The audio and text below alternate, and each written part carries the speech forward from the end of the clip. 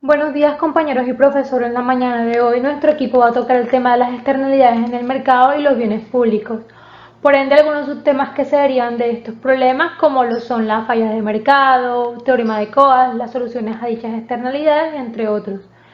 Espero que queden claros todos los conceptos y que les agrade la temática, pues es un tema muy amplio, muy interesante, que de pronto en nuestra carrera, nuestro enfoque de ingenieros industrial, pues nos va a ayudar a la hora de quizás enfrentarnos a una situación parecida. Siendo así, pues sin más, empecemos. Para empezar a hablar del tema de las externalidades es importante aclarar los dos siguientes puntos. Primero, hay dos tipos de externalidades, las pecunitarias y las tecnológicas. Y segundo, debemos definir en primera instancia de dónde nacen dichas externalidades de las cuales vamos a hablar en este video. Dando respuesta a los previos ítems, tenemos que entre los dos tipos de externalidades que existen hay una diferencia. Radica en que las externalidades pecunitarias, que son las que están viendo hacia mi izquierda, son una clase de situaciones en las que el efecto de un individuo o grupo de individuos sobre otro opera a través del sistema de precios.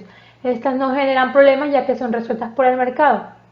Y por otra parte, a mi derecha pues están las externalidades tecnológicas, que son las que afectan directamente a terceros por medio de los recursos, pues de los efectos en los recursos. Dichas externalidades implican fallas de mercado porque el mercado por sí mismo no las puede resolver. Pues habiendo explicado ya la diferencia entre estas dos, nos centraremos en este tipo de externalidades, las externalidades denominadas tecnológicas, que simplemente le diremos, nombraremos externalidades, a causa de que serán las únicas que tocaremos aquí. Y como lo dije anteriormente en mi segundo ítem, debemos definir de dónde nacen, de dónde salen dichas externalidades. Entonces, en economía, el sistema de precios de un mercado de competencia perfecta es capaz de abastecer todos los bienes y servicios de una economía. Sin embargo, existen algunas situaciones donde se produce que el mercado no es capaz de asignar los recursos de forma eficiente. A esto se le conoce como falla de mercado, que ya he mencionado anteriormente, pero que más adelante con mi otro compañero pues se va a expandir el tema, a ampliar. Entonces las externalidades son un tipo de falla de mercado ya que son consecuencias que no reflejan su precio real en el mercado. Por ende, nace la pregunta, ¿qué son las externalidades y por qué se dan? Las externalidades, como su nombre le indica, son cosas externas al mercado.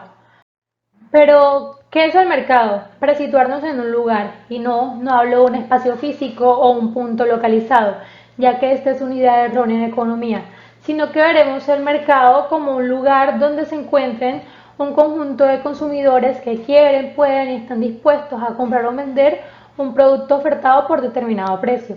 Es decir, es la relación que existe entre oferentes y demandantes, donde en la confabulación de ambas partes obtienen un determinado precio establecido que sea benéfico para ambos, es decir, el precio de equilibrio, que es el que está señalado con amarillito.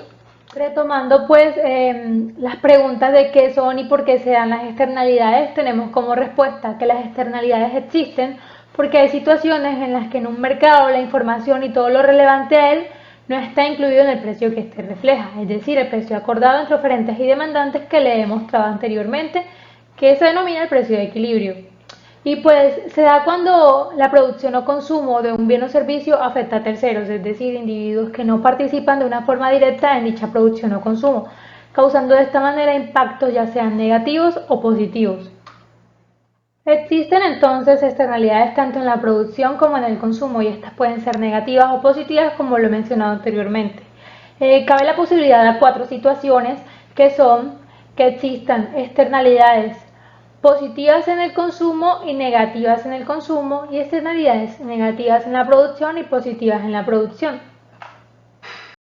Decimos que hay una externalidad en el consumo si a un consumidor le afecta directamente la producción o el consumo de otros. Por ejemplo, una externalidad negativa. A la gente no le da igual que su vecino escuche música a todo volumen a las 3 de la madrugada, ni que la persona sentada en la mesa al lado del restaurante esté fumando un cigarrillo, ni la cantidad de contaminación que generan los autos al pasar por su calle. Repito, no le da igual.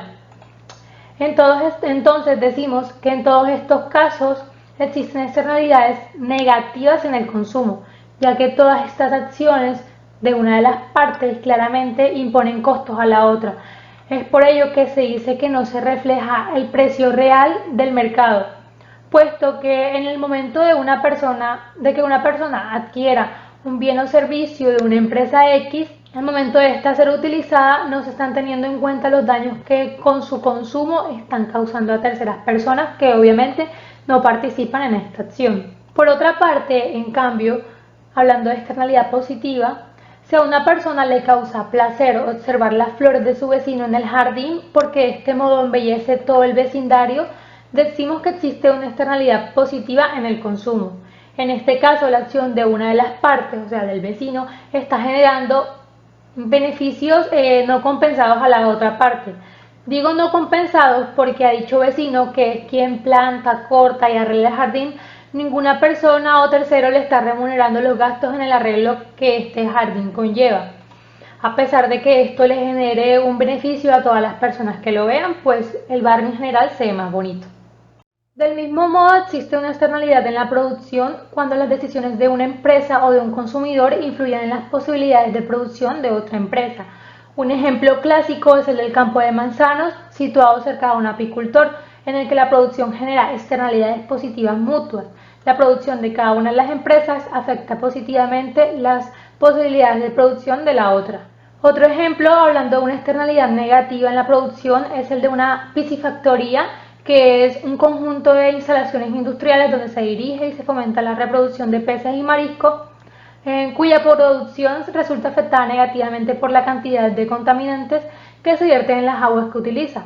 Obviamente. A continuación explicaré una serie de gráficas en las cuales se ven reflejadas las externalidades en el mercado. Vamos a situarnos en el mercado de competencia perfecta, pero antes de esto quisiera explicar puntualmente qué condicionan cada una de las curvas que pues se presentan en dichas gráficas, para que se entienda mejor qué papel cumple cada una. Viendo así, pues tenemos en que las externalidades negativas encontramos una muy famosa curva, que es la curva de costo marginal, que es esta de rojo que ven aquí. Entonces, la curva de costo marginal lo que nos quiere decir es que es el costo de producir un bien adicional, es decir, la curva mide cuánto aumentan los costos totales cuando se incrementa una unidad más en la producción. En términos matemáticos, el costo marginal se calcula como la derivada de los costos totales sobre la cantidad, la derivada de la cantidad. Pero, ¿qué es el costo total? El costo total es la suma del costo fijo promedio y del costo variable promedio.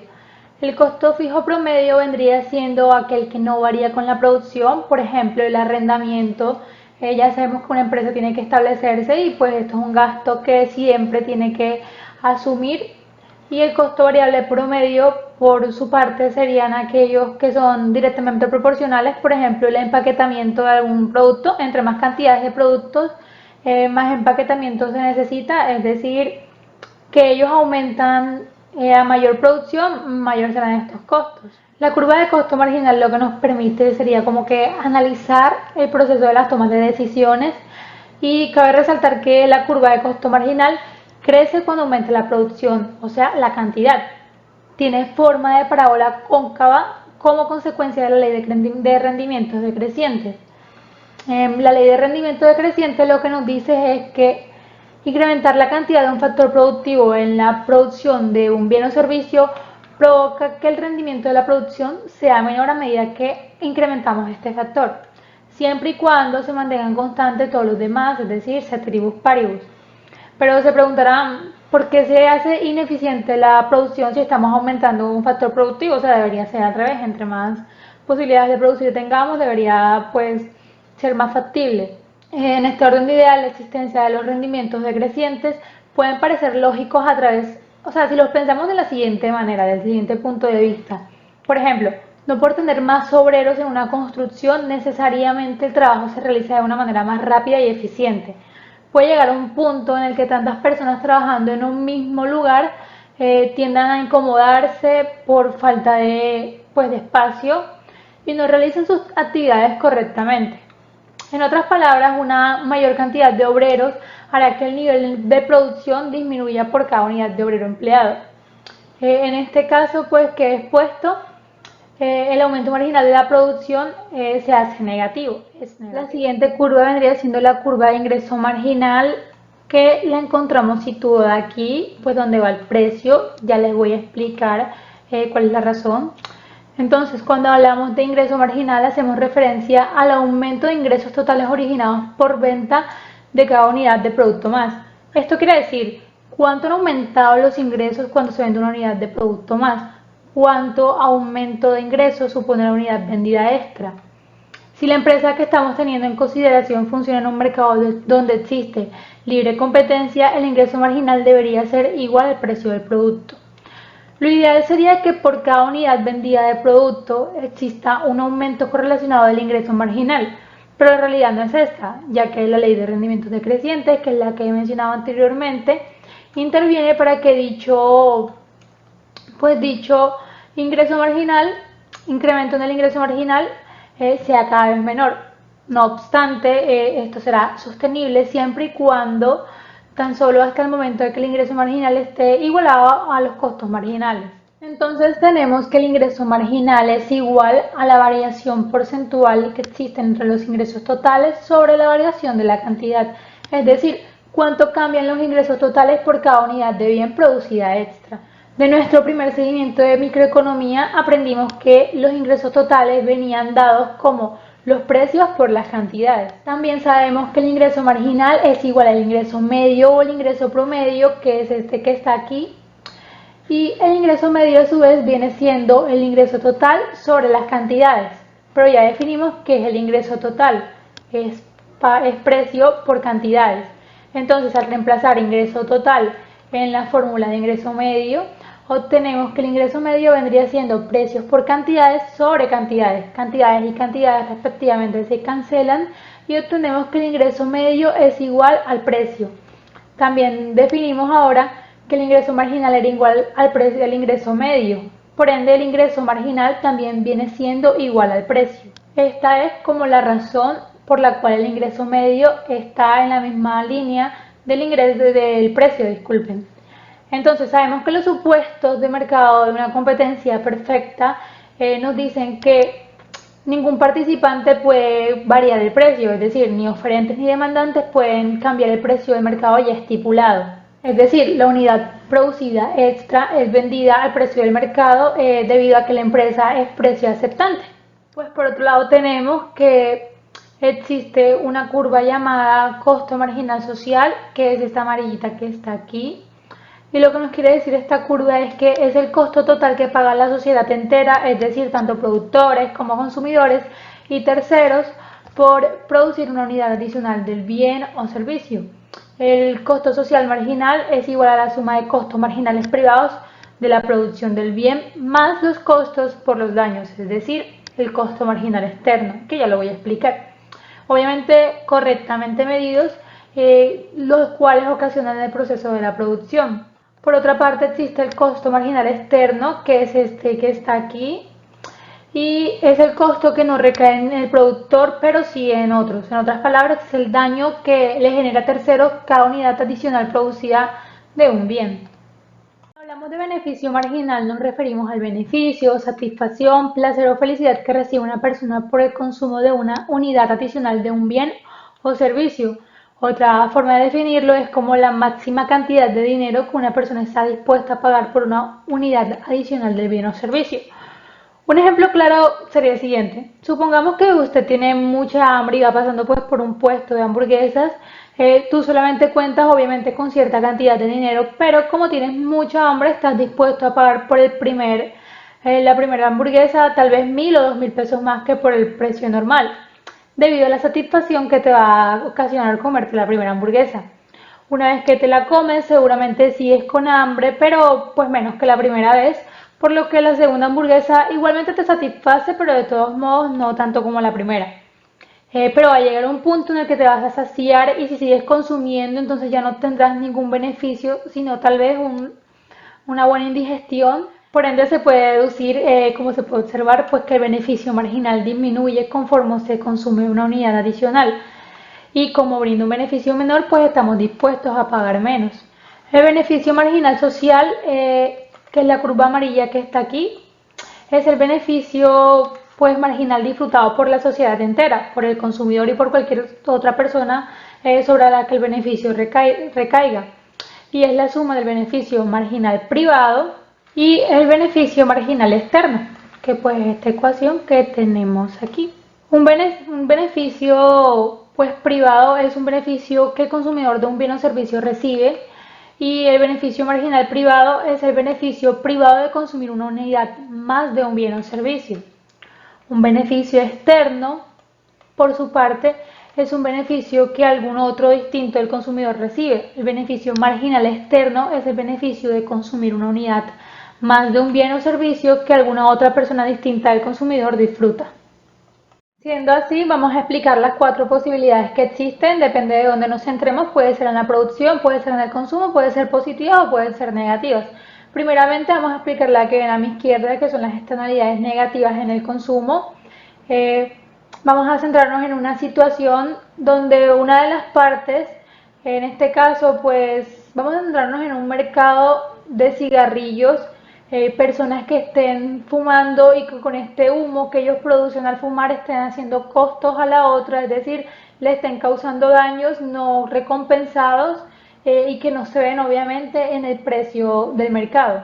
Entonces, como lo veníamos diciendo, nos vamos a situar en un mercado de cigarrillos donde la externalidad pues la causan las personas que fuman cerca de las otras.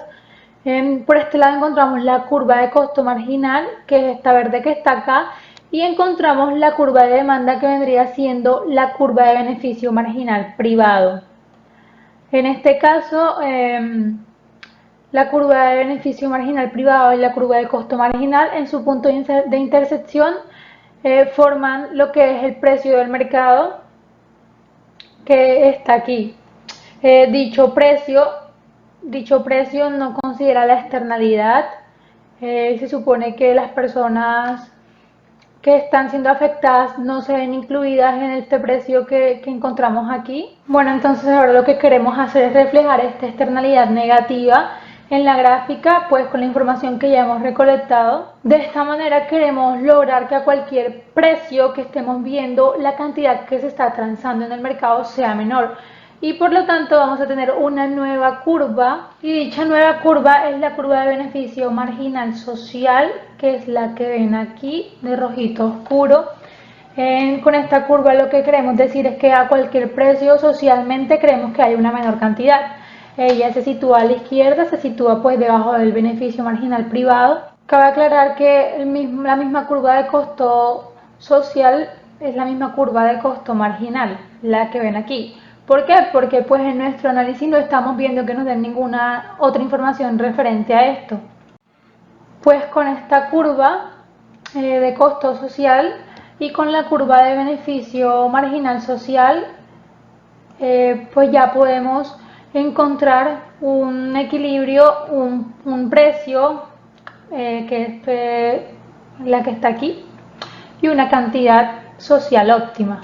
Una vez explicado esto, pues ya podemos explicar un poquito más qué es lo que está pasando con esta externalidad y pues vemos que realmente el precio, la cantidad y el precio pues, que se están transando en el mercado es el precio y la cantidad marginal.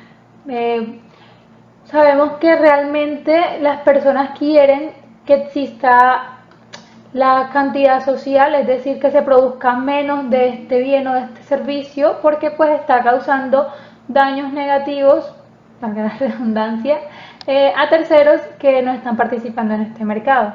Es decir, que tenemos una diferencia entre estas dos cantidades, las que están aquí, una diferencia, una distancia, y tenemos que analizar qué está pasando con cada una de estas unidades que se encuentran en este espacio, y para ello usamos pues el costo y el beneficio real.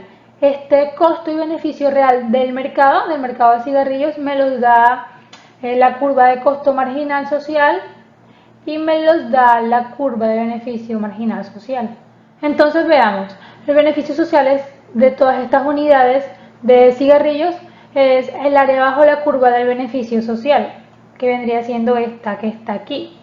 Mientras que el costo social va a ser toda el área bajo la curva del costo social, es decir, esta que está acá. Y entonces nos damos cuenta que el costo de todas estas unidades es mayor que su beneficio. ¿Y qué significa esto? Es que estamos consumiendo unidades que tienen un menor beneficio a sus costos. Es decir, me cuesta más de lo que me beneficio. Y por ende nace en este triangulito que está aquí, se ve reflejado la pérdida social, que es la que nos dice pues que estamos causando una externalidad negativa en el consumo de las personas pues que no están implicadas en estas situaciones.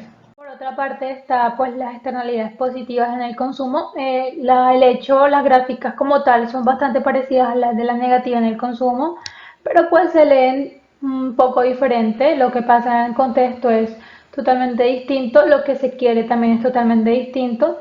Pues veamos que las externalidades, pues ya mencionamos un ejemplo que es como el del vecino que planta un jardín, donde terceros se benefician sin compensar, es decir, sin atribuir económicamente a dicho vecino por la acción que le está realizando. Nos ubicamos en el mercado entonces y tenemos que encontramos una curva de costo marginal que es igual a la curva de costo social como en el ejemplo, como en la curva pasada. Y también encontramos una curva de demanda que vendría siendo la curva de beneficio marginal privado. Dichas curvas forman lo que es pues el precio óptimo que ellas adquieren en el mercado y la cantidad pues que entre oferentes y demandantes han acordado para que pues esta sea dichas cantidades. ¿Qué pasa? Que como es una externalidad positiva en el consumo, las personas, los terceros como tal, toda la sociedad va a querer que se siga produciendo más cantidad de este bien, porque obviamente está generando un beneficio positivo para todos. Y entonces de aquí nace la curva de beneficio social marginal, que ahora en este caso va a estar situado hacia la derecha, es decir, más arriba. No lo confundamos con un desplazamiento de las curvas porque no son las mismas, son totalmente distintas. La curva de beneficio marginal social existe aparte de la curva de beneficio marginal privado. Entre dichas curvas, entre la del costo social, que es la misma costo marginal, la verde, y la de beneficio marginal social, se va a obtener otro punto, un punto óptimo esta vez, que es el que se desea realmente en el mercado según pues los consumidores, con su precio y sus cantidades respectivamente deseadas. En este caso también vemos que bajo la curva de costo social hay un área bajo la curva y también obviamente un área bajo la curva del beneficio, que es este trapecio que estamos viendo aquí. ¿Y de qué nos estamos dando cuenta? Pues vemos que en este caso el costo social es menor al beneficio marginal, es decir, en este triangulito que está acá estamos obteniendo una ganancia que se da al consumir las unidades producidas entre la distancia que hay de las cantidades pues ya privadas y las cantidades que se quieren al obtener la curva de beneficio marginal social. Pero lastimosamente pasa algo y es que estas cantidades respectivas entre cantidades privadas y cantidades socialmente deseadas no están siendo consumidas, lo que hace que nuestro triangulito que hemos denominado como ganancia se convierta en realidad en una pérdida social porque pues al utilizar las curvas privadas que habíamos mencionado anteriormente no se están teniendo en cuenta los beneficios que ellas atribuyen y pues no se están consumiendo dichas cantidades. Por otra parte, las externalidades positivas en la producción, que son las que están viendo hacia mi izquierda, se dan cuando la producción de un bien transmite beneficios para la producción de otro bien. En este caso, el precio del bien causante no tiene sus costos de producción, por lo tanto no tiene en cuenta el beneficio causado para reducirlo. De esta forma se vende más caro de lo que se vendería si se tuviese en cuenta. Y como consecuencia se sume menos de lo que se haría, o sea, se consume menos de lo que se haría con el precio más bajo. Por tanto, el precio es mayor que el costo social de producirlo. Lo triste de lo que sucede en las externalidades negativas, positivas, perdón, es que no son, deberían tener el factor de las negativas. ¿En qué cuestión? En que, o sea, deberían producirse a más escala, mayor producción, puesto que las externalidades positivas, como su nombre lo infiere, están generando cosas positivas, beneficios positivos a terceros, pues toda la sociedad lo que preferiría sería que pues estas externalidades se mantuviesen, que realmente estuviesen así, pero realmente lo triste es que se obtiene una pérdida porque la sociedad como tal no las puede consumir, no se producen a tal escala. En el otro lado, en mi parte derecha, tenemos lo que son las externalidades negativas y la presencia de una externalidad negativa significa que los costos sociales marginales son superiores a los costos privados, por lo que el equilibrio del mercado conlleva una producción excesiva del bien QM, que es el que se sitúa en el punto de equilibrio entre la curva de costo marginal privado y el beneficio marginal, pero al nivel eficiente de producción realmente se encuentra en Q sub S, donde el punto de equilibrio se encuentra entre la curva de beneficio marginal y la curva de beneficio marginal privado que contiene las externalidades. Como se mencionó anteriormente, las fallas del mercado son situaciones que se producen cuando el mercado no es capaz de asignar los recursos de una manera eficiente, generándose así las ineficiencias económicas. En un mercado de competencia perfecta, recordemos que la competencia perfecta en un mercado significa que ninguno de los agentes puede influir sobre el precio del bien o servicio que se presta, es decir, que tanto los vendedores como los compradores son precios estantes. Entonces, en este tipo de mercado se supone que este es capaz de abastecer todos los bienes y servicios de la economía mediante la libre fijación de precios a través del juego de la oferta y la demanda. Sin embargo, vemos que dicho mercado no existe en la práctica y como tal vamos a encontrarla como consecuencia lo que denominamos fallo del mercado. Un fallo de mercado no es más que una consecuencia negativa del funcionamiento del mercado y que se produce cuando este no es eficiente en la asignación de los recursos que se encuentran disponibles. Situémonos un poco en el contexto histórico para entender un poco cómo surgen los modelos económicos y el porqué de estos fallos de mercado. Entonces tenemos por acá una cita de Adam Smith en su libro La riqueza de las naciones, el cual publicó en el año 1776, y nos manifiesta lo siguiente: ninguno se propone por lo general promover el interés público, ni sabe hasta qué punto lo promueve, y cuando dirige la industria de tal forma que su producto represente el mayor valor posible, solo piensa en su ganancia propia, pero en este, como muchos otros casos, es conducido por una mano invisible a promover un fin que no entraba en sus intenciones, mas no implica mal alguno para la sociedad que tal fin no entra a formar parte de sus propósitos, pues al perseguir su propio interés promueve el de la sociedad de una manera más efectiva que si esto entrara en sus designios. Entonces esto vendría siendo la base del capitalismo y nos manifiesta que cuando una persona, un agente económico, busca su propio interés, termina de una forma indirecta beneficiando a otros. Un autor que manifestaba algo similar a lo que manifiesta Adam Smith es Bernard Mandeville, con una metáfora, una alusión, un teorema del egoísmo personal, en el que un actor, cuando busca su propio interés, beneficia a otros. Entonces, un claro ejemplo de esta ideología podría ser, no sé, el caso de Steve Jobs con la empresa Apple y el nacimiento del smartphone actual, el cual supuso una gran revolución, ya que integra múltiples funcionalidades que eran proporcionadas anteriormente por otros dispositivos que eran menos ágiles, como era el caso del teléfono público, las calculadoras, los relojes despertadores, agendas, radios, reproductores MP3, entre otros. Entonces vemos cómo este personaje, buscando generar riqueza para sí mismo, cambió la manera en que se dan las relaciones sociales. Por ejemplo, anteriormente en los teléfonos públicos para realizar una llamada era necesario hacer grandes filas, o por ejemplo en los telégrafos para mandar información era muy poca la que en verdad se podría mandar. Entonces esto supuso un cambio que fue realmente positivo. Entonces, veamos entonces cómo surgen los sistemas económicos. Tenemos que hay tres sistemas económicos representativos.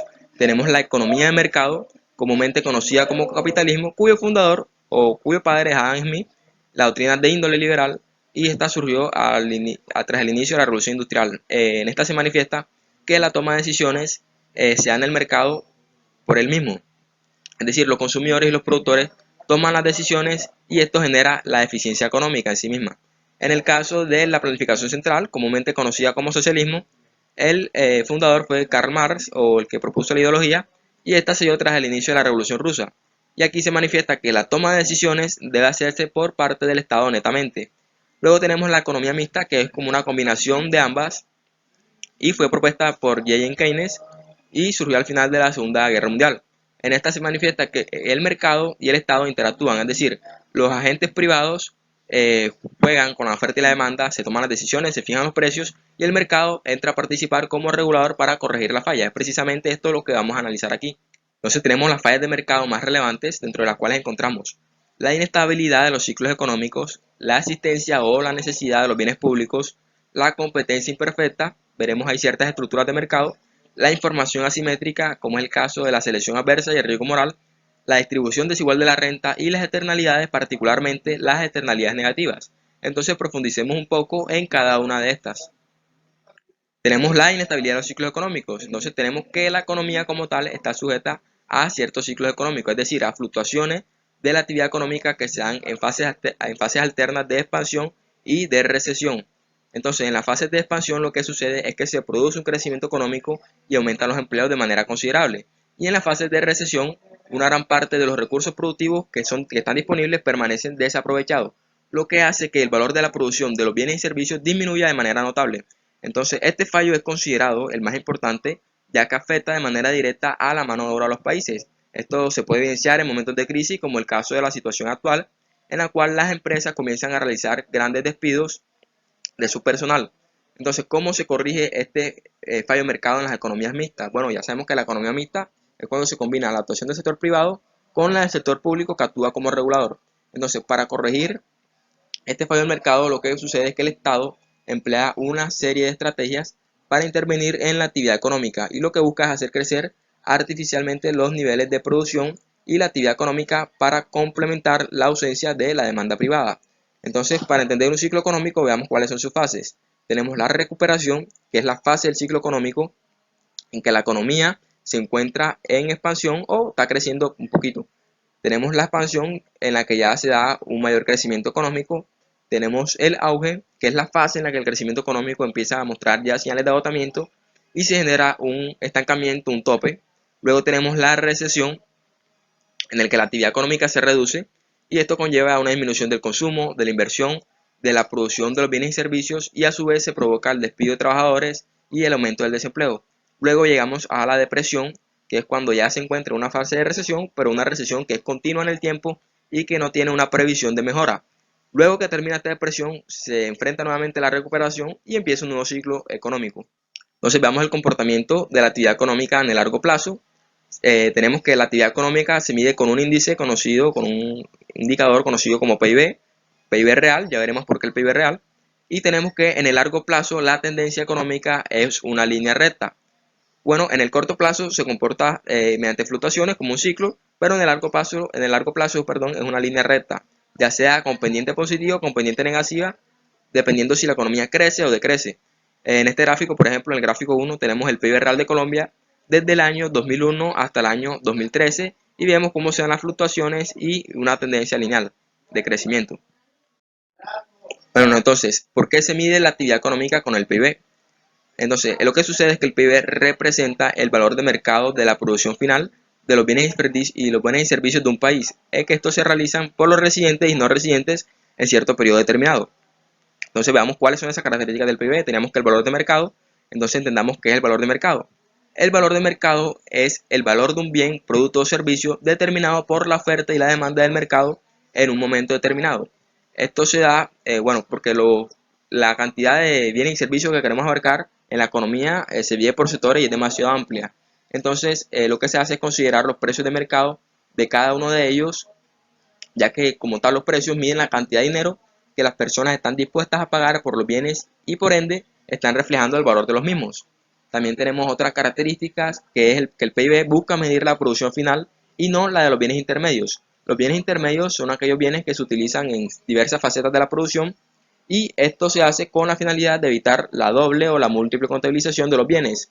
Un ejemplo puede ser, por ejemplo, el mercado del pan, ya que independientemente de la harina que se use, sabemos que el pan se fabrica con harina. Entonces, si contabilizamos la harina dentro del PIB y contabilizamos el pan, estaríamos haciendo una doble contabilización de ese bien. También tenemos otra cualidad, que es que el PIB mide la producción realizada por los residentes y no residentes de un país. Esto se da porque el PIB representa el valor de producción de la economía, independientemente de la nacionalidad de donde provengan los factores de producción, es decir, que básicamente el PIB toma en cuenta la inversión extranjera. Y adicionalmente tenemos que el PIB no toma en cuenta el valor de los productos, o sea, la depreciación de los bienes en el largo plazo. Ahora, tenemos por acá que hay dos índices, PIB real y PIB nominal. Y decíamos que la economía, la actividad económica se mide con el PIB real. Veamos por qué se presenta esta situación. Entonces, tenemos que el PIB nominal se calcula como el valor a precio de mercado de todos los productos que hemos producido, mientras que el real lo calcula con lo que llamamos precios constantes, mirando los precios de un año anterior concreto. Entonces, básicamente, lo que sucede es que el PIB real va a tener en cuenta la inflación del mercado en el periodo que se está analizando. Supongamos un país X, digamos Colombia, y tenemos el PIB para el año 1, digamos que son 5.000 millones de pesos, un caso hipotético, y para el año 2 aumenta a 7.000 millones de pesos. Lo que sucede es que esto se puede ver a dos cosas. Primero, que la producción de los bienes y servicios haya aumentado o que los bienes y servicios se vendieran a precio más alto. Es precisamente esto lo que llamamos inflación. Entonces el PIB real lo que busca es medir la producción de bienes y servicios, el aumento que estos tienen y no si se vendieron a un precio más alto. Bueno, también tenemos que la fórmula del PIB o cómo se calcula es a través de consumo privado más gasto público más inversiones más las exportaciones netas. Exportaciones netas sería lo que sale menos lo que entra. Entonces todas estas son variables macroeconómicas. Si las dejamos de lado un poco, veamos un ejemplo cómo sería un cálculo simple del PIB. Supongamos un mercado de computadoras. Entonces tenemos un año 1, un año 2, en precios en unidades monetarias de 1000 y 1500 y cantidades de 200 y 500 respectivamente. Entonces, si quisiéramos calcular el PIB nominal para el mercado de computadoras, una computadora, tendríamos que multiplicar la cantidad del bien por el precio al que se vende. Es decir, estaremos calculando únicamente el consumo privado. Entonces, para el año 1 sería 1000 pesos o 1000 unidades monetarias por 200, que sería la cantidad producida. Y tendríamos un PIB y tendríamos un consumo de 200.000. Para el año 2 sería 1500 por 500 y tendríamos 750.000. Entonces, si calculamos el porcentaje de crecimiento que esto representa, sería dividir 200.000 sobre 750.000 por 100. Y tendríamos un PIB de 73.3%. Pero como vimos, esto puede que no esté representando realmente el crecimiento que tuvo la economía, ya que los precios están variando. Entonces, lo que vamos a hacer es considerar los precios del año 1 para el año 2, tomándolo como base. Entonces tenemos que el año 1 sería la cantidad del año 1 por el precio del año 1, sería 200.000. Y para el año 2 tomaríamos el precio del año 1 y la cantidad del año 2 y tendríamos 500.000. Entonces, si hacemos el cociente de 200.000 sobre 500.000 y multiplicamos por 100, tendríamos un PIB del 60%, lo cual sí reflejaría el crecimiento real de la economía, ya que estamos considerando el efecto que tuvo la inflación. Si lo analizamos gráficamente, tendríamos por acá el año 1 200 unidades y 1000 unidades monetarias, el precio. Entonces el PIB sería toda esta zona aquí sombreada en arcoíris para ese año. Luego, para el año 2 sería 500 unidades por 1500 unidades monetarias y tendríamos que el crecimiento de ese PIB de este periodo al siguiente sería toda esta zona en verde que sale acá, esta L. Pero calculando el PIB, tomando como precio constante 1000, tendríamos solamente que el crecimiento a través del PIB real sería de 60% y sería esta zona acá en amarillo. Veamos otra falla de mercado, tenemos que es la asistencia o la necesidad de los bienes públicos, y esto se da porque el mercado no es capaz de dar respuesta a determinadas demandas que existen en la población, como son las demandas de tipo social. Entonces, estos tipos de bienes son denominados no rentables para un inversor particular, ya que los costos suelen ser muy elevados. Y lo que sucede es que normalmente los produce el propio Estado. Entonces, precisamente por esta razón son consideradas fallas de mercado, ya que son bienes o servicios que son necesarios, pero si se deja el mercado solo, no generará una producción de ellos al no haber incentivo para que una empresa privada entre a participar. Un ejemplo de esto son los monopolios naturales, los bienes servicios públicos. Por ejemplo, la demanda de agua es necesaria, pero el costo de instalar toda la red de acueductos es demasiado elevado. Entonces, una empresa privada como tal no va a entrar en ese mercado a vender agua, porque sí. Entonces es necesario que entre el Estado y diga, bueno, vamos a ofrecer este servicio a la población y vamos a darle cierto incentivo a estas empresas para que realicen esa actividad. Ciertas características que tenemos de los bienes públicos es que no son no excluyentes, es decir, que no se puede evitar que una persona que no ha pagado por estos bienes o servicios los consuma, como es el caso de los alumbrados públicos. Entonces, bueno, estos bienes tampoco son rentables para el Estado propiamente, y esto lo concreta mediante varias formas. Primero, mediante la producción propia, como es el caso de la policía, el ejército o la educación. Otra forma de satisfacer esa necesidad es adquiriendo las empresas privadas y posteriormente lo distribuye entre la población de una manera gratuita, como lo es el alumbrado público, los puentes, las carreteras, o bien otra forma que hay es subvencionando parcialmente su adquisición, como es el caso de la sanidad o las viviendas de interés social. Por ejemplo, la vivienda de interés social, lo que se hace es que el Estado genera un aporte y las personas que quieran adquirir esa vivienda genera otro. Entonces eso sería una subvención. Y estas serían las tres formas en que se corrige esta falla de mercado. El tema de los bienes públicos se andará más adelante. Tenemos otra falla de mercado que es la competencia imperfecta. Y se denomina competencia imperfecta cuando los actores individuales tienen la capacidad de afectar de manera significativa el precio de mercado de los productos o servicios que están ofertando. Lo que sucede es que en los mercados de competencia imperfecta, entonces, hay una o más empresas que pueden influir sobre el precio y las condiciones de venta en una mayor o menor medida. Esto se da porque los productos que ofrecen son diferenciados o están limitando el suministro. En la competencia perfecta los bienes son homogéneos y los agentes son precios estantes. En este caso, los agentes tienen el control. Entonces, por este motivo, por la cantidad de empresas que estén en ese mercado, se va a denominar las estructuras de mercado y se va a clasificar la competencia imperfecta de acuerdo al número de empresas que participen en el mercado. Entonces, en el caso de la competencia imperfecta, tenemos que el precio, los agentes sí tienen influencia sobre el precio, alterando la curva de la demanda. Veamos los tipos de competencia imperfecta. Tenemos 5 tipos de competencia imperfecta o las más relevantes.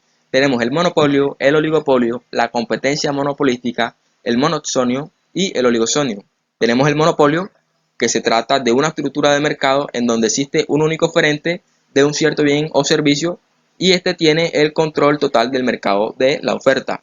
Entonces las características de este monopolio son que hay un único producto o un vendedor único. El producto o vendedor pueden influir sobre el precio y la cantidad de mercado. No existen bienes sustitutivos, es decir, es el único bien que se puede adquirir para satisfacer una necesidad específica. Y las barreras de entrada son muy grandes o pueden ser de varios tipos. Un ejemplo que poníamos era el del monopolio natural de los servicios públicos, en el que, como tal, solo hay un proveedor de ese servicio. Tenemos también el oligopolio, que es una estructura de mercado en donde existen pocos competidores relevantes y cada uno de ellos tiene cierta capacidad de influir en el precio y la cantidad de equilibrio de mercado. Las principales características es que hay un pequeño grupo de productores y los productores pueden influir sobre el precio y la cantidad de mercado. Son interdependientes estratégicamente hablando, es decir, que las decisiones que uno tome van a afectar al otro en cierta manera. Y suelen haber barreras de entrada para los nuevos productores. Además, el producto ofertado puede ser indistintamente homogéneo o puede ser diferenciado. Aquí tenemos una imagen muy curiosa de Coca-Cola peleando con Pepsi.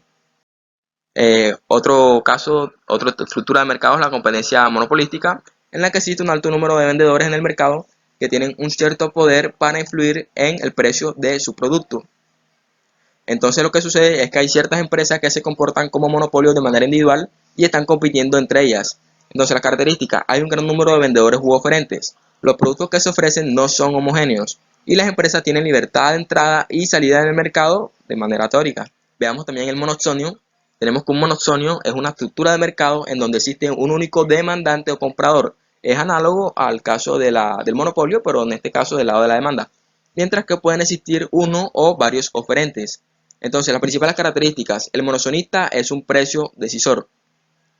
El grado en el que el monoxonista puede afectar el precio de mercado depende inversamente de la elasticidad de la oferta. Puntualicemos bastante acá. Esto lo que indica es que, bueno, en el caso de la competencia perfecta, teníamos una curva de demanda plana en la que los agentes no podían influir sobre el precio del bien o servicio que se prestaba. En el caso de la competencia imperfecta, tenemos una curva de demanda inclinada con pendiente negativa y una curva de oferta inclinada con pendiente positiva. Y estas dos curvas se encuentran en un punto que conocemos como punto de equilibrio, en el que hay una cantidad de equilibrio y un precio de equilibrio. Entonces, entre más empinada sea esta curva de la oferta, más capacidad tendrá el monoxonista para influir sobre el precio. Y entre más plana sea, menos capacidad tendrá de influir. Es decir, a mayor elasticidad, menor será su influencia. Por eso se dice que es inversamente a la elasticidad de la oferta el grado en el que el monoxonista afecta a los precios. Luego tenemos que el monoxonista se enfrenta con un problema de maximización del beneficio análogo al del monopolista. Es decir, en aquel caso el monopolista maximizaba sus beneficios cuando sus ingresos marginales eran igual a sus costos marginales. En este caso, el monoxonista, como es del lado de la demanda, va a maximizar su beneficio cuando su gasto marginal se iguale a su utilidad marginal. Un ejemplo claro de monosonio sería el armamento militar. Bueno, ¿quién compraría armamento militar? Solamente los estados para en caso de guerra o las guerrillas. Pero como tal, el estado se comportaría como un monosonista en este tipo de mercado. Otro ejemplo podría ser el mercado de trabajo de los ingenieros aeroespaciales, por ejemplo. ¿Quién va a demandar un ingeniero aeroespacial? Solamente las empresas que se dedican a esas actividades en concreto, la NASA, la ESA, SpaceJet, Blue Origin, etc. Tenemos también otra estructura de mercado que es el oligosonio, y tenemos que es un tipo, una estructura de mercado donde hay pocos demandantes, aunque sí puede existir una gran cantidad de oferentes. Es como un monosonio, pero en este caso con varios oferentes. Entonces, el control y el poder sobre los precios y las condiciones de transacción reside en los compradores. Bueno, las principales características: las empresas son interdependientes, las acciones de una afectan a la otra, los productos de este tipo de mercado suelen ser homogéneos, es decir, que no son fáciles de diferenciar. Las empresas demandantes cuidarán que el precio de mercado acordado asegure excelentes ganancias, es decir, se realizarán alianzas estratégicas de tal manera que se maximicen los beneficios de todas las empresas. Un ejemplo de este oligosonio sería el mercado del cacao, en el que hay muy pocas empresas que compran la mayor parte de la producción mundial a un gran número de pequeños productores. Por lo tanto, estas pueden controlar el precio y las condiciones de la transacción. Avancemos entonces y veamos por qué la competencia imperfecta es una falla de mercado. Veámoslo a través de un ejemplo. Entonces tenemos como ejemplo la ineficiencia generada por un monopolio. En la competencia perfecta teníamos que había una curva de demanda y una curva de oferta, también conocida como costo marginal. Entonces, estas dos curvas se interceptaban en un punto conocido como punto de equilibrio, en el que hay una cantidad eficiente y se genera un excedente del consumidor y un excedente del productor. Veamos qué son estos dos conceptos. El excedente del consumidor es la diferencia entre el precio que un consumidor está dispuesto a pagar por un bien o servicio y el precio que realmente paga. Supongamos, por ejemplo, que yo quiero comprar una pizza y yo valoro esa pizza en 4.000 pesos, pero termino pagando 2.000 pesos por ellas. Entonces mi excedente sería de 2.000 pesos. Esto se calcula como el área entre el precio de mercado y la curva de la demanda. Y para el caso del productor se calcula, sería la diferencia entre el precio que recibe un productor por la venta de un bien menos su costo de producción. Sería el área que hay entre el precio de mercado y la curva de la oferta o costo marginal. Entonces, cuando hay una estructura de mercado que es ineficiente, como el caso del monopolio, lo que sucede es que en este caso el monopolista va a buscar maximizar sus beneficios en el punto en que sus ingresos marginales son iguales a sus costos marginales. En este punto que tenemos acá, conocido como cantidad monopolista, y se genera este precio de mercado. Entonces, se va a generar una pérdida irrecuperable de eficiencia que no va a ser sostenible en el sentido de Pareto. El óptimo de Pareto es un teorema que nos manifiesta que en qué forma se puede mejorar la situación de un agente económico sin perjudicar la de otro, y no tomando en cuenta la utilidad individual, sino lo que es socialmente óptima. Pongamos, por ejemplo, un sorteo. Yo sorteo colonias y tengo un grupo de hombres y de mujeres. Entonces, lo que va a suceder cuando yo sorteo esas colonias es que van a haber mujeres que van a quedar con colonia de hombre y hombres que van a quedar con colonia de mujer. Entonces, entre ellos van a empezar a intercambiar hasta el momento en que ya queden, si por ejemplo di más colonias de mujeres que de hombres, entonces van a haber hombres que queden con colonia de mujer. Entonces, pero se van a acabar todas las posibilidades de intercambio posibles. Entonces, en ese sentido, en el que ya no se puede generar un beneficio adicional sin dañar a otra persona, se consigue ese punto conocido como óptimo de Pareto. Entonces, en este tipo de mercado no se va a conseguir ese óptimo, ya que cuando el monopolista maximiza su beneficio, está reduciendo el excedente del consumidor y va a quedar toda esta área desaprovechada. En el caso, por ejemplo, que teníamos de servicios públicos, si se dejara solo, sin regulación, a la empresa de servicios públicos, entonces ella buscaría maximizar sus beneficios. Entonces, ¿cómo lo maximizaría? Igualando sus ingresos marginales a sus costos marginales, y lo que sería, por ejemplo, la empresa de servicios públicos, no sé, de agua, está ubicada en el sector de Motoco. Entonces, para un costo más bajo, donde se igualan con sus ingresos marginales, distribuiría agua solo a los sectores desde el Tirona hasta el parque, hasta el barrio del parque. Entonces, todos los demás barrios sería esta zona de acá y quedarían estas cantidades que son necesarias, pero que no están siendo aprovechadas, dado que el monopolista maximiza sus beneficios y no está teniendo en cuenta esta pérdida de eficiencia irrecuperable. Avancemos entonces a otro concepto, a otra falla de mercado, que es la información asimétrica. Entonces, la información asimétrica es una situación en la que un comprador y un vendedor tienen información diferente sobre una misma transacción. En los mercados con información asimétrica, una de las partes tiene más información que la otra y normalmente los agentes que suelen tener más información son los vendedores, ya que conocen mejor aquello que venden que las personas o los agentes que van a comprarlo. Entonces, cuando una de las dos partes tiene más información que la otra, nos encontramos ante una situación en la que se rompe el equilibrio del mercado y la parte con más información se encuentra en una situación privilegiada. Esto impide al comprador tomar la mejor decisión, ya que se encuentra en una situación de incertidumbre. Es decir, se da cuando una de las partes contratantes dispone de información que desconoce la otra parte y la utiliza en su provecho. Podríamos verlo como que a un mismo precio se pueden adquirir bienes de diferente calidad debido a que hay una incertidumbre. Entonces esto da origen a dos conceptos que conocemos como selección adversa y riesgo moral. Entonces la selección adversa o selección negativa es un término utilizado para describir un problema en los mercados cuando una de las partes tiene menos información o no puede verificar la calidad de lo ofrecido por otra parte. Entonces veamos esto. Un ejemplo de la selección adversa sería, por ejemplo, el mercado de carros usados. Aquí tenemos al viejo Tronchatoro, el papá de Matilda. Supongamos que tenemos un consumidor en el mercado con un presupuesto de 70 millones de pesos y desea adquirir un automóvil. Entonces, un carro en buen estado, hay un vendedor que estaría dispuesto a venderlo en 70 millones de pesos y hay un vendedor de carro que tiene un carro en mal estado y estaría dispuesto a venderlo en 30 millones de pesos. Pero como el comprador no posee toda la información sobre el estado de los automóviles, entonces él va a tender a pagar un precio promedio por un automóvil, ya que él supone que la mayoría de automóviles va a tener algún defecto. Entonces podríamos calcular la selección adversa como un promedio de estos dos precios y sería 70 millones más 30 millones entre dos, tendríamos un estimado de 50 millones de pesos. Entonces, como el precio que este consumidor va a estar dispuesto a pagar van a ser 50 millones de pesos, el vendedor de autos buenos va a salir del mercado, porque él va a preferir conservar su carro que valora en 70 millones de pesos antes que recibir 50 millones. Entonces, la transacción entre ese comprador se va a dar con el vendedor del auto en mal estado y va a pagar, puede que el vendedor sea usurero y vende el carro en 50 millones y este comprador va a recibir un auto en mal estado. Entonces, a largo plazo lo que va a ocurrir es que todos los vendedores de auto en buen estado van a tender a salir del mercado precisamente porque el precio que el consumidor va a estar dispuesto a pagar va a ser inferior al que él está dispuesto a aceptar. Sabiendo también que lo que va a ocurrir es que los precios van a tender a disminuirse. Entonces acá tenemos que los vendedores conocen más el estado y la calidad, el uso que le dan en general al carro y los compradores suponen que la mayoría tiene algún defecto. Esto es lo que conocemos como selección adversa. El riesgo moral es una situación en la que una de las partes no puede observar plenamente el comportamiento de otra. Entonces es una situación en la que un agente o individuo asume en sus decisiones mayores riesgos cuando las posibles consecuencias negativas de sus actos no van a ser asumidas por él, sino por un tercero. Supongamos un ejemplo. Imaginemos una empresa que desea contratar a un trabajador.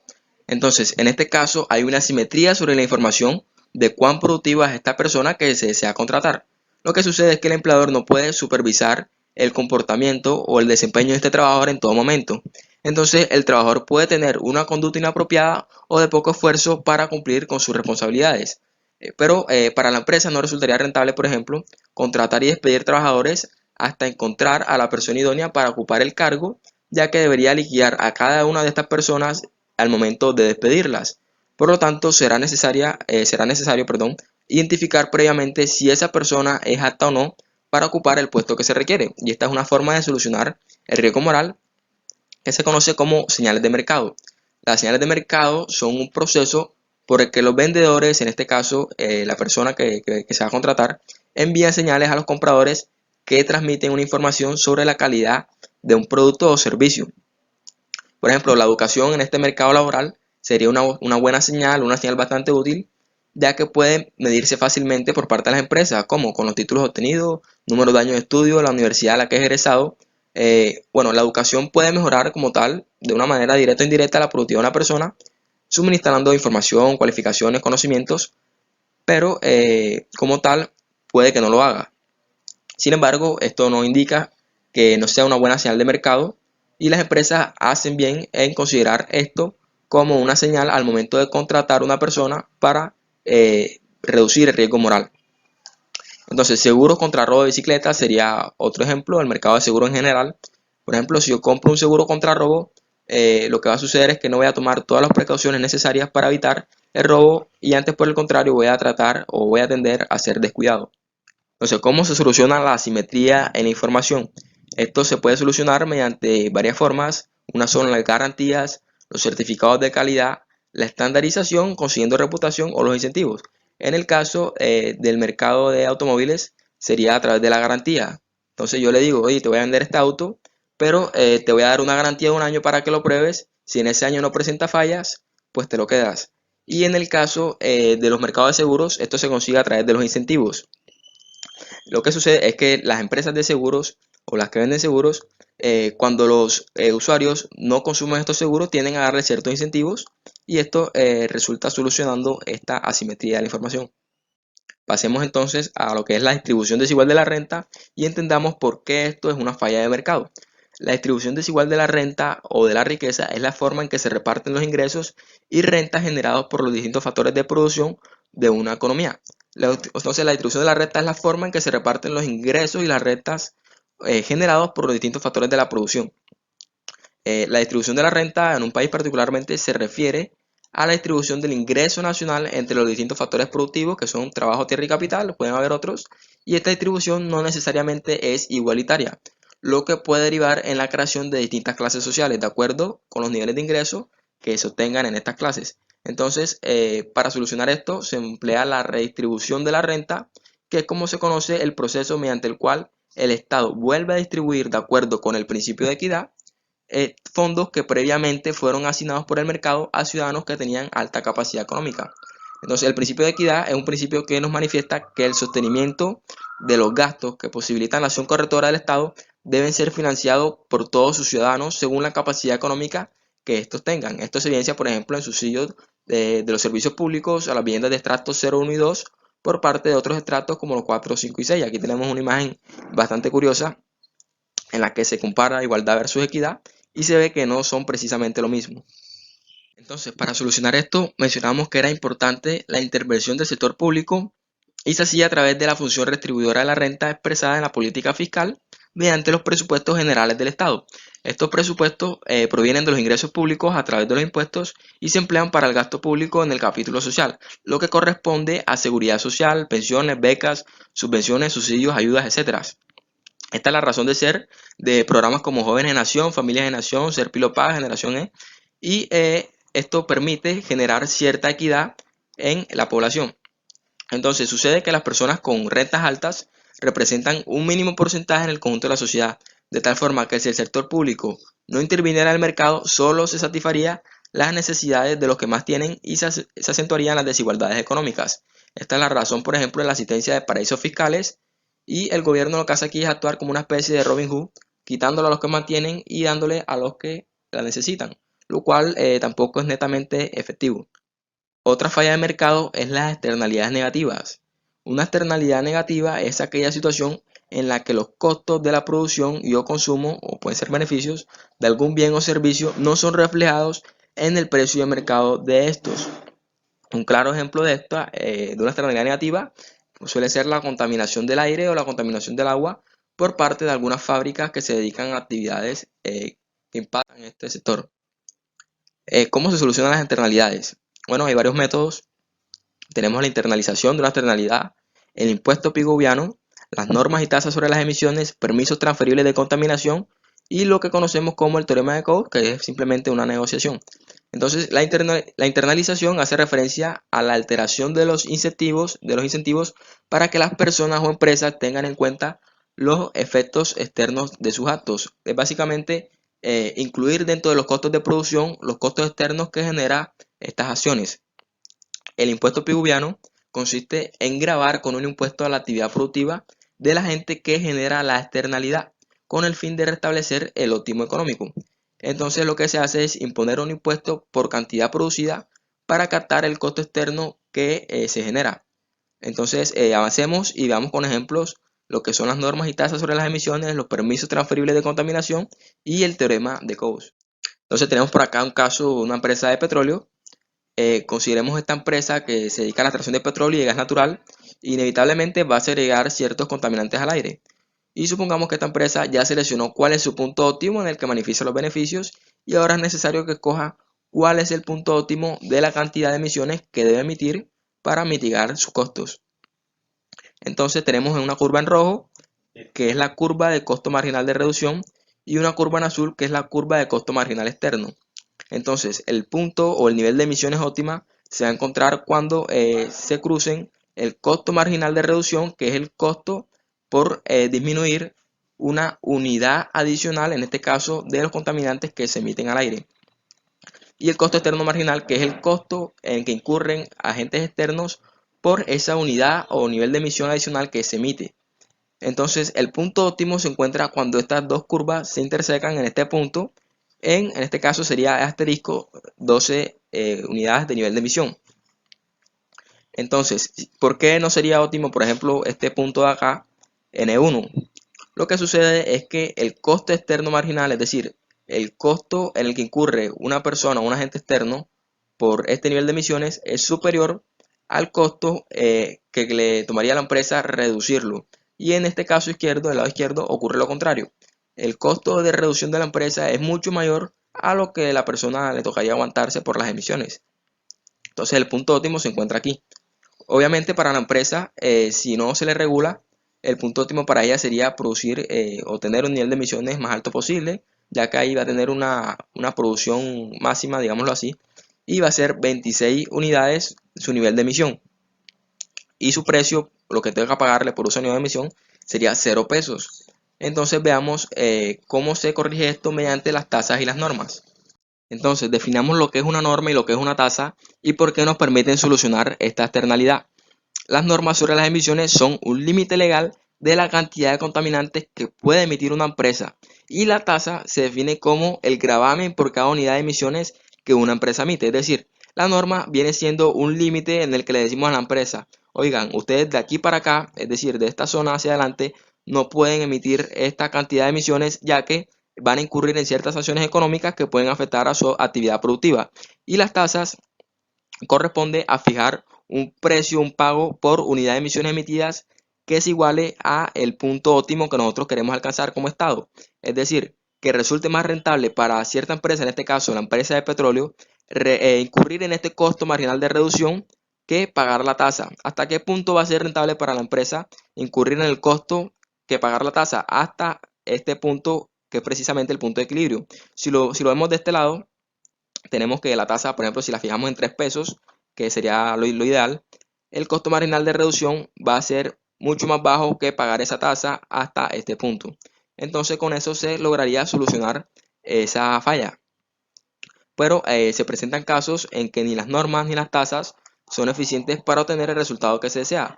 Porque, por ejemplo, si los costos de reducción, esta curva roja de aquí, de todas las empresas, fueran iguales, fijáramos simplemente una norma y ya le decimos, oigan, ustedes no pueden producir de aquí para acá, como todas tienen el mismo costo de reducción, entonces todas no van a pasarse de ese límite.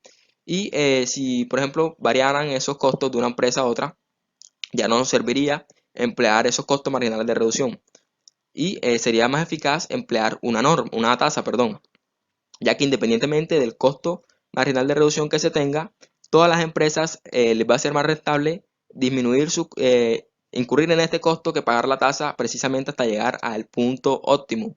Entonces, ¿qué sucede cuando ni las normas ni las tasas, perdón, se pueden utilizar? Lo más idóneo es emplear lo que conocemos como permisos transferibles de contaminación. Los permisos transferibles de contaminación, lo mencionamos al principio, es una forma que existe también de solucionar estos problemas, estas externalidades. Entonces, los permisos transferibles de contaminación son un sistema de permisos vendibles que se asignan a las empresas y estos permisos especifican el nivel máximo de contaminación que está permitido.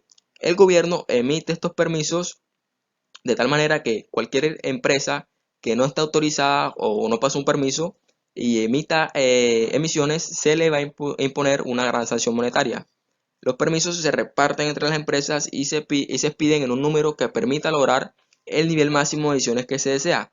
Es decir, por ejemplo, si queremos que en este año se emitan solamente 12 toneladas de dióxido de carbono a la atmósfera, entonces vamos a emitir permisos y puede decir, emitimos 12 permisos de 1 tonelada. Entonces las empresas que requieran emitir emisiones de dióxido de carbono a la atmósfera van a tener que comprar esos permisos para realizar esa actividad. Entonces, independientemente de quién tenga estos permisos en el mercado, el nivel de emisiones que se va a emitir va a ser el óptimo porque nosotros sabemos qué cantidad de permisos emitimos y cuál fue el nivel máximo que habíamos decidido que se va a emitir. Entonces, esto puede ser análogo al mercado de acciones, por ejemplo, en la bolsa de valores, en el que tenemos que ciertas empresas emiten acciones para que los inversionistas adquieran cierta parte de la empresa a cambio de dividendos. Entonces, estos inversionistas generan ciertas transacciones con otros inversionistas para generar sus ganancias y ganar dinero. Lo mismo ocurre acá, pero en este caso, las empresas se pelean por esos permisos para contaminar la atmósfera y maximizar sus beneficios.